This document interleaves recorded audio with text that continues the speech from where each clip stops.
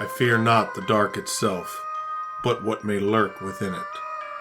Welcome to Lurk, bringing you creepy, strange, and bone-chilling stories, with your host, Jamie Jackson.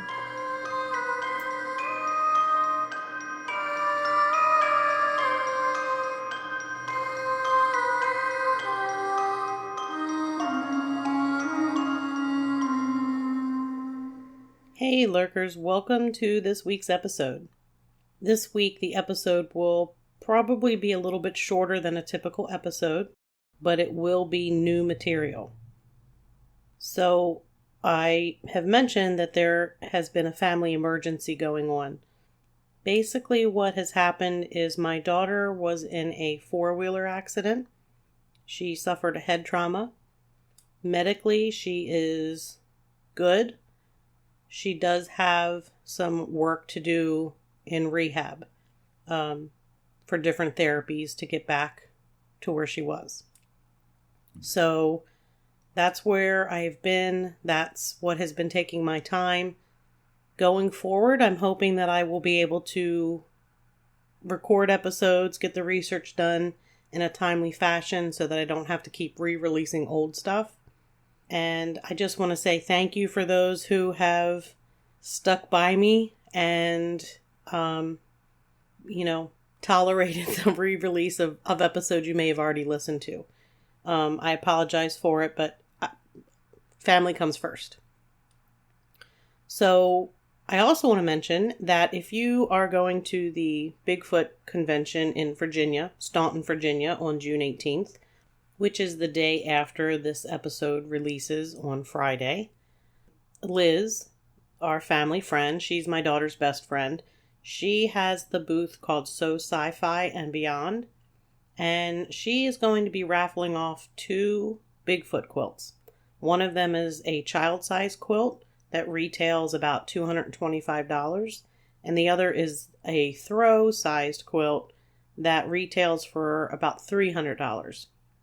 Tickets for the raffle are 2 for $5 or 5 for $10, and all the money raised is going to help with my daughter's expenses. So if you're at the Bigfoot Festival, stop by, get raffle tickets, say hello. I just wanted to make sure everybody knew what has been going on, what the deal is, and that's the deal. So there might be some time in the future where I might have to use an old episode again. I'm really hoping not. So I've got a plan in place to try to get things back on track, back where they need to be. And again, thank you to those who have stuck by us through this. You never know when an emergency is going to happen. You always think it's never going to happen to you. So young people, listen up. I realize you don't want your parents to have information, but somebody needs to know how to get into the passcode on your phone because it's impossible to do. Somebody needs to have that information. You never know what could happen. So that's my PSA for the day. Now we're going to get on to the episode because you're probably already thinking, shut up and let's go.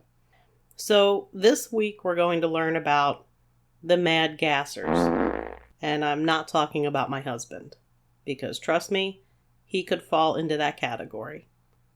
Those of you who have a pretty serious interest in the paranormal or strange things, you may already be familiar with the Mad Gasser of Mattoon. That's the name given to the person or persons who went around Mattoon, Illinois, perpetrating gas attacks on unsuspecting citizens in their home. And we are going to talk about Mattoon's Mad Gasser. But what some people don't know is that there were other attacks before Mattoon's that happened in Virginia. And they started in the 30s. So it began at 10 p.m. December 22nd, 1933 in Fincastle, Virginia, which is located off Interstate 81, just north of Roanoke. On this day in 1933, Mrs. Cal Huffman detected a gassy odor in her home and became nauseated. The smell dissipated, and Mrs. Huffman went to bed, leaving her husband awake and hoping to catch the perpetrator. He thought the persons had broken into the home. 30 minutes later, the smell permeated the house again, and Mr. Huffman called the police. Officer Lemon arrived on scene around midnight, but nothing out of the ordinary was seen. As soon as the officer left around 1 a.m., a third attack happened. This time, all of the family members experienced choking fumes that made them temporarily ill. The Huffman's 20-year-old daughter, Alice, passed out. Alice actually needed artificial respiration in order to resuscitate her. In a few hours, she appeared to completely recover, but later she relapsed and was described as seriously ill. After the third attack, Mr. Huffman and another person inside the home thought they might have seen a man running away. The only clues at the scene were a woman's high-heeled shoe imprint near the window where the gas was believed to have entered the house, and a second print under a porch, where it was thought the gasser may have hidden.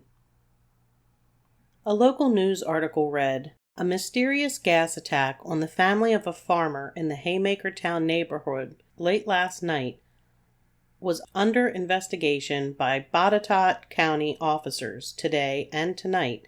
Special Officer O.D. Lemon indicated he had uncovered evidence which in his opinion may divulge the names of the perpetrators. The gas, which doctors were unable to identify, invaded the home of Cal Huffman 3 times.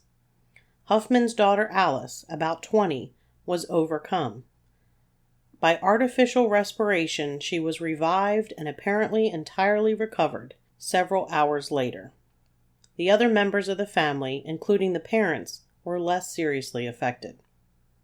No motive for the gas attack was apparent, and Huffman said, as far as he knew, he had no enemies. 5 days later, on December 27th, there was another gas attack. Mr. and Mrs. Hall of Cloverdale returned home from church around 9 p.m. Within 5 minutes of returning home, they detected fumes that left a sweet taste in their mouths. Symptoms they suffered included nausea, smarting eyes, and weakness. Basically, their eyes hurt. I just used the word that they used in the newspaper article.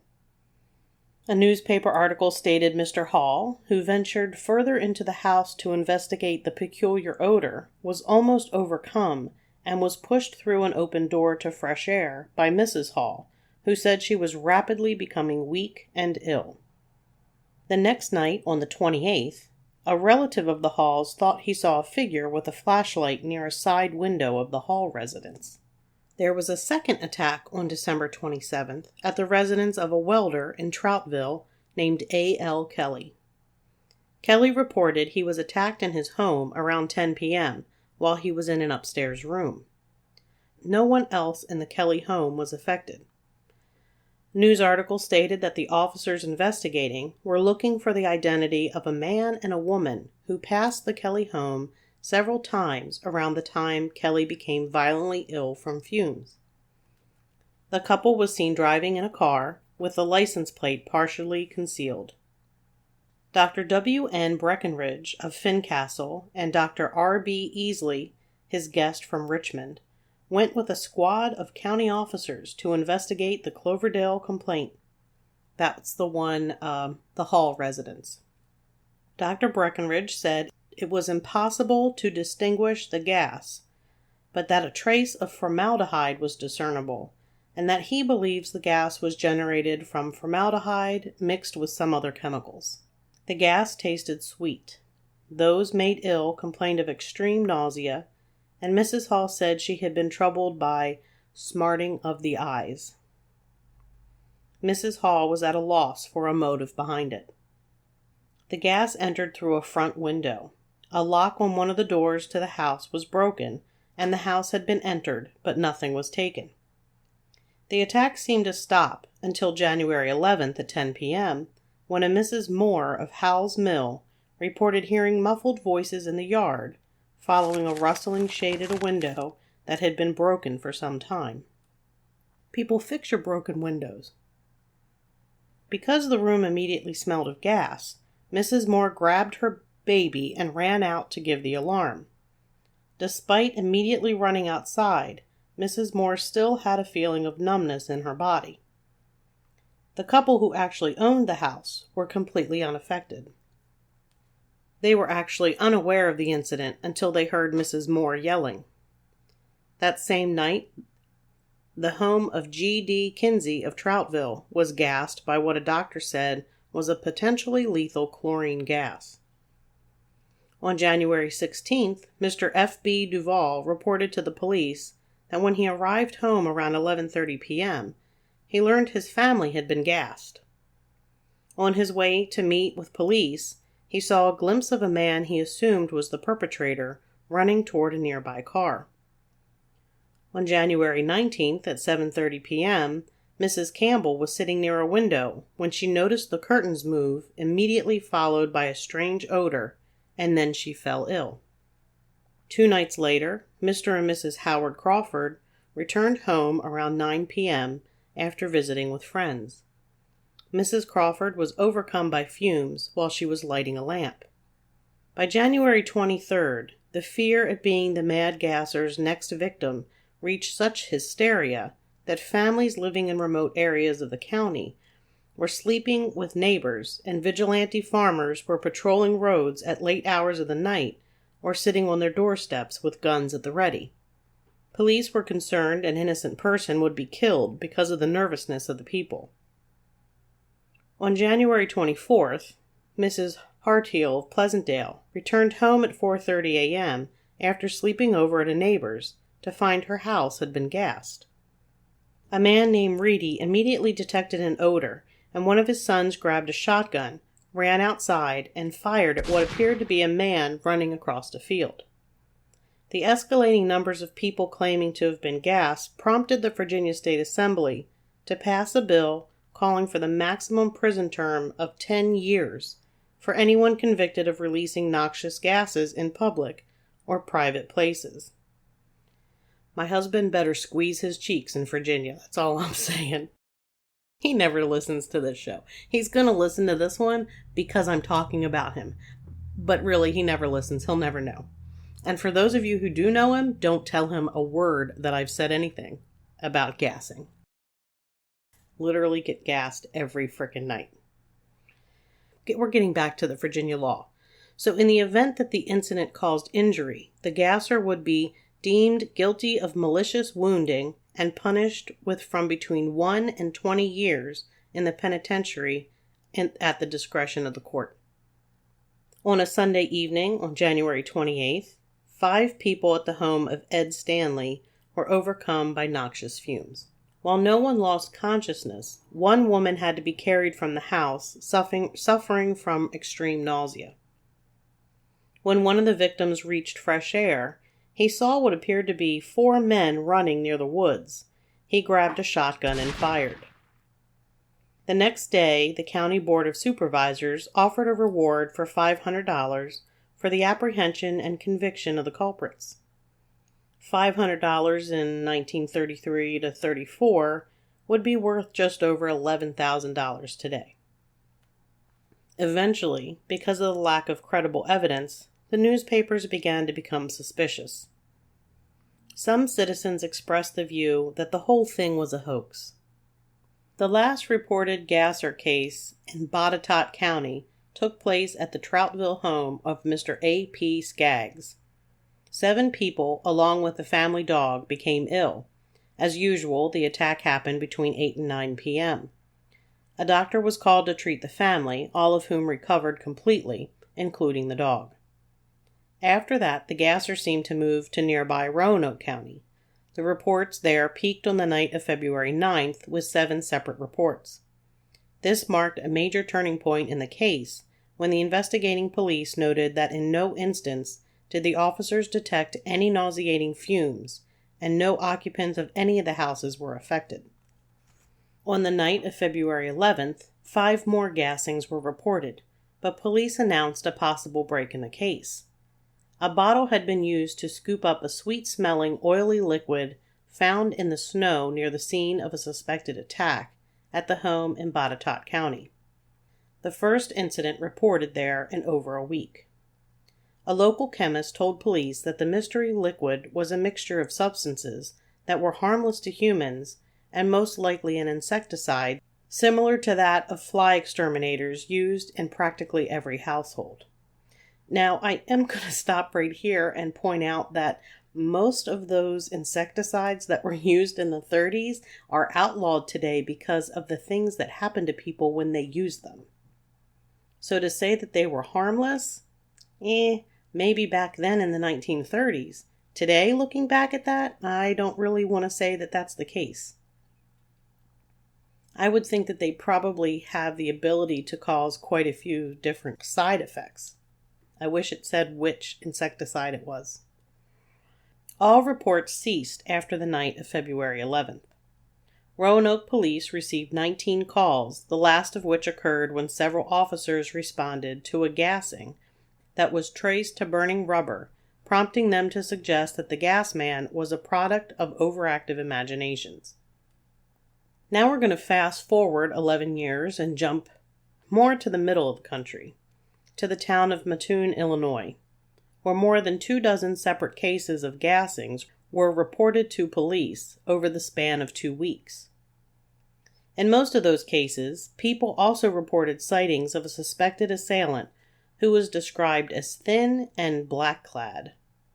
Those affected reported symptoms including nausea, vomiting, weakness leading to near paralysis, lightheadedness, and spitting up blood. All the victims reported a sweet, cheap perfume odor prior to the onset of sickness. The first attack occurred on August 31st, 1944, at the home of Urban Rafe, who was awakened during the night and early morning hours by a strange odor. Both he and his wife were nauseated and felt weak, and Mr. Rafe was vomiting, while Mrs. Rafe was partially paralyzed. The next day, also in the early morning, a young mother living in a neighboring home was also found paralyzed, and her daughter was coughing. The following evening, a Mrs. Bert Carney was awakened by a strong, sweet odor around 11 p.m. As the odor became stronger, she began to lose the feeling in her legs. She called out to her sister, Mrs. Reddy, who was also in the house. Mrs. Reddy determined that the smell was coming from a bedroom window, which was open at the time. The police were contacted, but no evidence of a prowler was found. At around 12:30 a.m., Bert Carney returned home from working as a taxi driver and found a man lurking outside one of the windows. The man then fled, and Mr. Carney later gave a description of the prowler to the media. He said he was tall, thin, dressed in dark clothing, and wore a tight-fitting cap. At the same time, Mrs. Carney reported suffering from a burning sensation on her lips and throat. An investigation showed the prowler's motive was probably robbery. However, local papers reported that the incident was the first attack of the Mad Gasser of Mattoon. A number of attacks were reported in the days that followed, but none of the victims were able to provide a description of the prowler, and no clues were found by police who investigated. On September 5th, Carl and Beulah Cords returned to their home around 10 p.m., where they discovered a piece of white cloth on their porch. Beulah picked up the white cloth and smelled it, and became extremely ill and suffered from a swollen face, a burning sensation in her mouth and throat, and she began to vomit.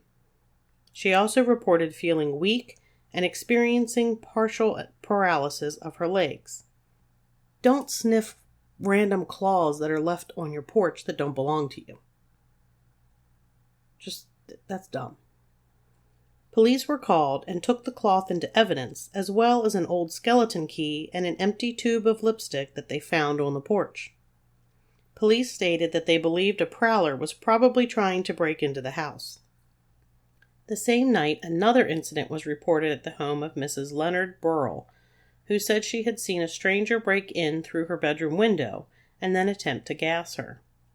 The next day, 7 reports were made, one of which saw a prowler they believed to have been the gasser. Many of these people complained of a sickeningly sweet odor that caused them to become sick and slightly paralyzed. On September 7th, Francis Smith and Maxine Smith reported they had seen a blue vapor and heard a motorized buzzing sound, believed to be from the gassing machinery. Between September 8th and 13th, 7 more reports were made of reported gas attacks. On the last report, Bertha Birch described the gasser as a woman dressed as a man, and a woman's footprints were found at the scene. Concern over the gassing rose, and the local police requested help from the FBI. Armed citizens took to the streets patrolling at night. FBI presence didn't calm the nerves of the locals, and rumors swirled that the attacker was an escapee from the insane asylum, or was a mad scientist testing his equipment. That sounds a little too Saturday morning cartoonish for me, but hey, it was a different time. Maybe mad scientists were more prevalent back then.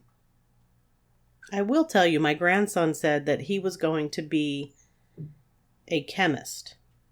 And he said he would either be a chemist or a mad scientist. It really just depended on if somebody made him mad or not. Kids are crazy. By September 12th, local police had received so many false alarms, they announced that the entire incident was likely the result of explainable occurrences, exacerbated by public fears. After the announcement, the gasser reports declined, and newspaper accounts began to take on a more skeptical tone. And that was basically the end of the mad gasser of Mattoon. So who was it, and were the attacks in Virginia connected to the attacks in Illinois? There are multiple similarities, including the accounts of women's shoe prints, the attacks often being made through a window, and the smelling of a strange odor, followed by coughing, nausea, and vomiting, and in both cases, victims made quick recoveries with no lasting symptoms. Most people believe that what happened in Virginia and Illinois were nothing more than mass hysteria. Occurring during World War II, when so many men were off to war and so many women were left alone, the gassings have been explained as nothing more than paranoia, panic, and delirium. Other theories include an ape-man. Really? Bigfoot is running around gassing people now? I mean, I can only imagine what Bigfoot farts would smell like, but gas attacks? I don't know. Others have suggested extraterrestrials using an unknown paralyzing agent. Or could the mad gasser have been a member of our own government who was testing a new military gas to further the war effort? Interestingly, when the attacks received national attention, the authorities began a policy of complete denial, and the attacks ceased. One man believes he knows who was behind the gassings in Illinois. Scott Maruna, a high school chemistry and physics teacher, points the finger at a real person who lived in Mattoon and was the town genius, who was always found with his nose buried in a book. Farley Llewellyn drank too much and kept a secret lab where he experimented with chemicals. So the rumor says. Maruna believes that Farley played around with various organic solvents in an attempt to create a weapon. Maruna believes that the gas was tetrachloroethane, which is a chemical that produces all the same symptoms suffered by the attack victims. Farley was placed under police surveillance after the first attack in Mattoon, but the attacks continued, giving the appearance that Farley was innocent. But Maruna believes Farley's two sisters assumed the role of the mad gasser for the final series of attacks in an attempt to clear their brother's name. Farley was eventually locked in an asylum, and the attacks stopped. So basically, we're never going to know exactly who or what was behind these attacks. But the attacks in Virginia were in 1933, and the attacks in Illinois were 11 years later in 1944. I'm not really sure what my basic opinion is. I don't think it was all mass hysteria. I think some of the reports were fabricated, some people were freaking out, and so I think there was a chunk that were actually nothing and easily explained. But I do think that there were actual gas attacks that were going on.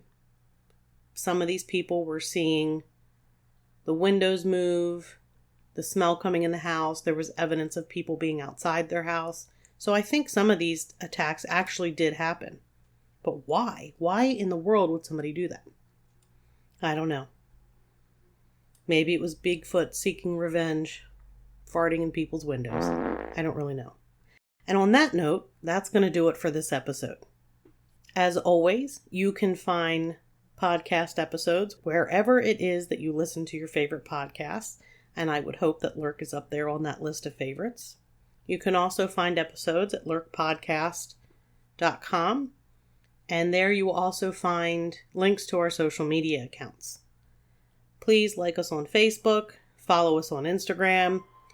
We have a YouTube channel where we post episodes with a photo slideshow pertaining to the topic of the episode, so subscribe.